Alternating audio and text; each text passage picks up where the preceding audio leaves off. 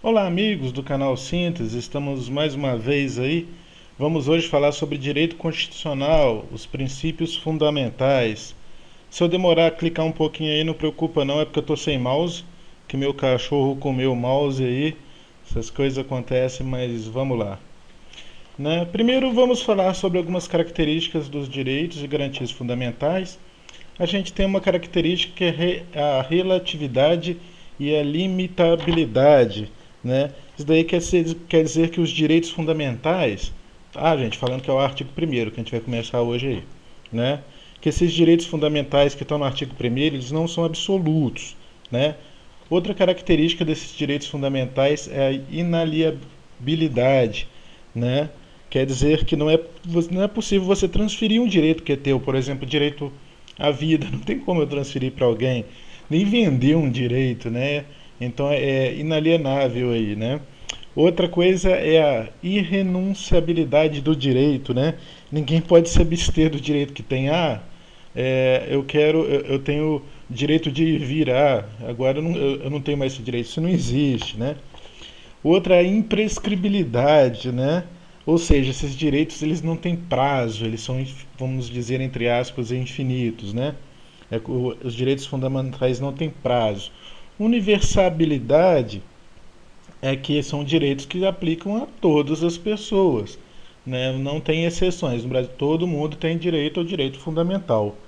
Outra característica é a concorrência, né? Que esses direitos eles podem coexistir um com o outro, né? Não há, tipo assim, o direito à vida pode coexistir com relação ao direito de ir e vir, né? E aí vai. E outra característica é a historicidade, né? Porque todos esses direitos eles têm uma formação histórica, muitos são fundamentados lá no cristianismo, são características religiosas que vieram com o tempo e hoje estão aí bem claros e instituídos aí no artigo 1º, nos primeiros artigos da Constituição. Gente, vamos lá começar a Constituição finalmente, né? Chega de teoria, já vamos partir para o texto, vamos lá. Título 1 é a Constituição separada em títulos dos princípios fundamentais. Artigo 1º. A República Federativa do Brasil, formada pela união indissolúvel dos estados e municípios e do Distrito Federal, constitui-se em um Estado democrático de direito e tem como fundamentos. Vamos parar aí. Vamos ver esse parágrafo, que esse parágrafo já fala bastante coisa pra gente, né?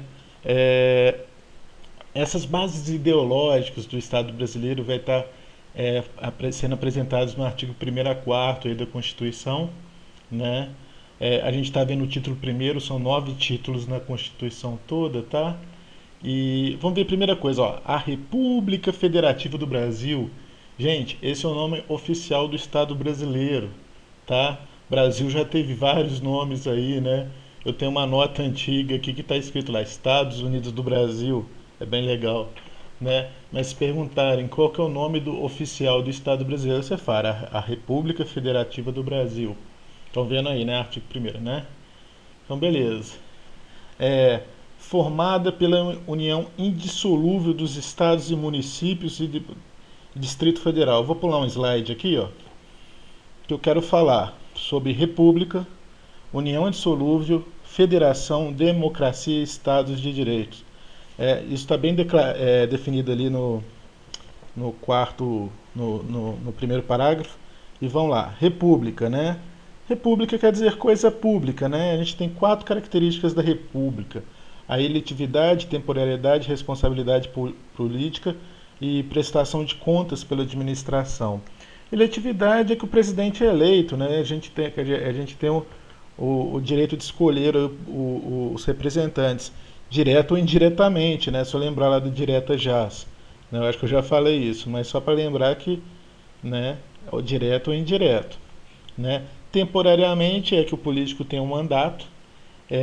Responsabilidade política, ele é tudo responsável que ele faz, diferente da monarquia lá. Né? Uma coisa aí da responsabilidade política que a gente viu foi o impeachment do governo Collor. Quem lembra aí do presidente Collor, né? Foi por conta dessa característica aí da República, né? E prestação de contas, né? É, pela administração pública, ele tem que mostrar o que está gastando, né? Faz bem, é bem ligado à responsabilidade aí. Voltando lá, né?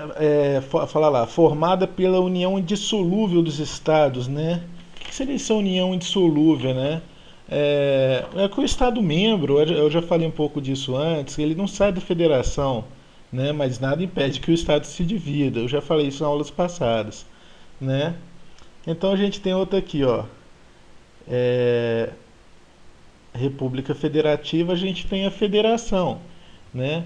Eu já falei lá na aula passada, é só ver lá as formas de Estado, uma aula que eu já falei. Democracia eu também já defini antes, né? Quem quiser pode ver uma aula passada aí, né? E o Estado de Direito, né? Constitui um Estado democrático democrático de direito, né? O que seria um Estado de direito? Porque o Estado que é regido por leis, o Estado afirma o compromisso com as leis, é o princípio da legalidade, é aquele princípio que você só faz quando a lei o autoriza, né? Tranquilo? Vamos voltar lá para a Constituição. Então, falando primeiro parágrafo, vamos para a primeira linha ali, né? 1. A soberania, né? O que seria essa soberania? É a capacidade de autodeterminação do Estado brasileiro, né? É que ele também pertence ao povo pela decorrência da democracia, pela soberania popular, né? Sendo soberania, a gente pode pensar em dividir em duas partes aí, uma soberania estatal e a soberania do povo, né? Que já fala ali no parágrafo primeiro ali, né? É, beleza.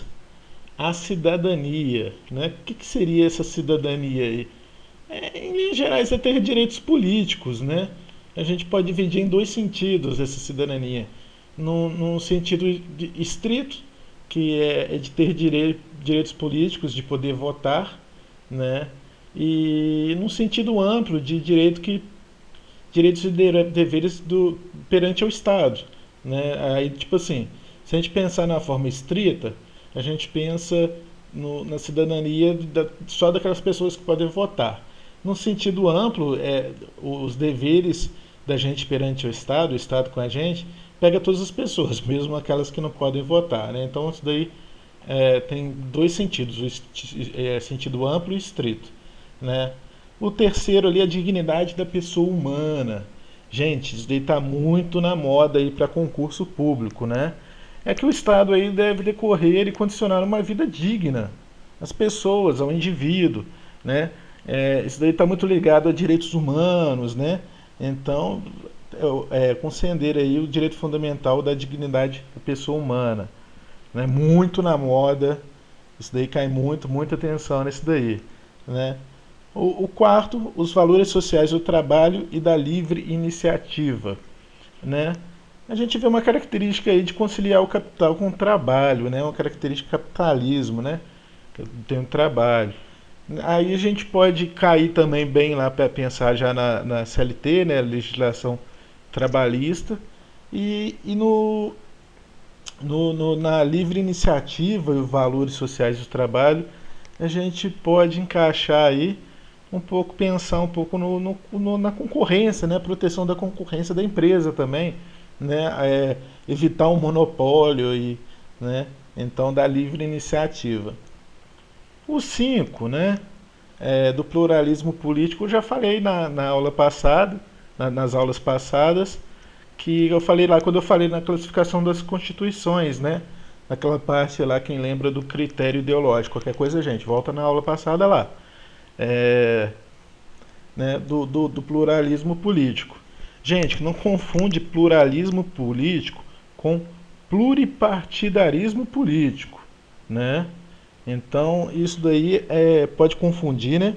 O pluralismo político, você pode ter várias ideologias, capitalismo, comunismo, né? Socialismo. Agora, o pluripartidarismo é você ter vários partidos, definido lá no artigo 17, que a gente vai ver no futuro aí, né? Não confunda isso não, isso aí pode ser uma pegadinha. No parágrafo único aí. Todos os poderes emanam do povo, que o exerce por meio de representantes eleitos ou diretamente no termos dessa Constituição.